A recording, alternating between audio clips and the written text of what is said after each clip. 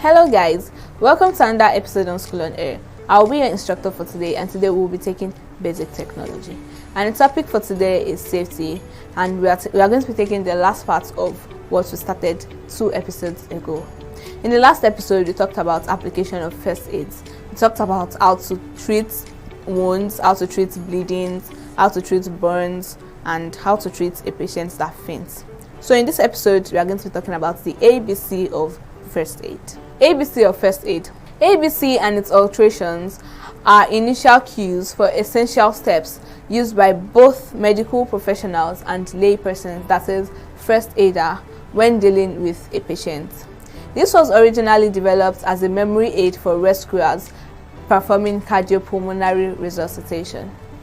Now, ABC is like an acronym that stands for what to do, what to check for while rescuing patients or when rescuing emergency patients. Like, because cardiopulmonary resuscitation is done to patients under emergency, maybe patients who cannot breathe or whose heart stopped or who were near to drowning.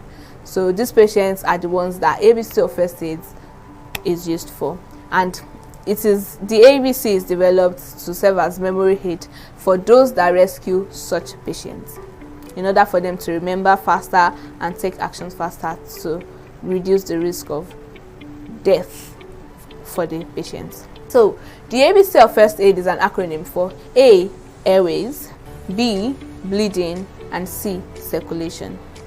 These 3 important aspects of human physiology are very essential in the application of first aid to victims of accidents.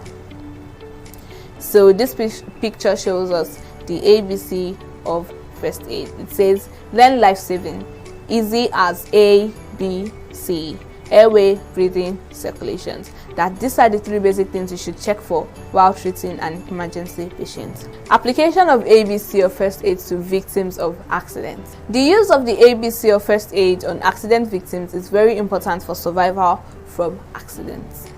Because accident victims are most times the emergency victims, because they're the ones that experience shocks, they experience heart stops, difficulty in breathing, drowning, and all sorts of emergency conditions. So these are explained below. Airways. These are the pathway through which air passes from the nostrils or mouth into the lungs through the tube called trachea, which runs from the neck region to the lungs. So when we breathe in air, the air passes through our nostrils or mouth, then it passes through a tube called the trachea, and this trachea is like the airway between the nostril or mouth and the lungs. So the air passes through the trachea in order to get to the lungs. So when there is a blockage in the trachea during an accident, the airways will become choked up, and this may lead to the death of the victim.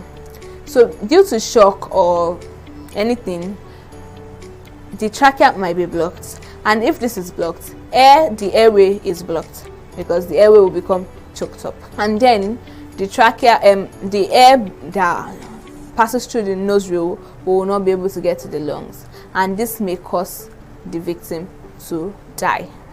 Hence, the airways must be taken care of during the application of first aid to victims of accidents. The following steps should be taken to ensure the proper flow of air in the airway. 1. Check if the victim is conscious or unconscious.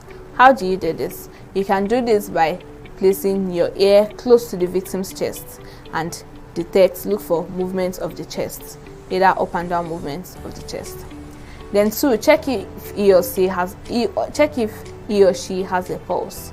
Then that means check if the heart is still beating, if the heart has not stopped. You can check this easily by just touching the wrist of the patient. So if you feel any sudden movements on the wrist, then the person has a pulse.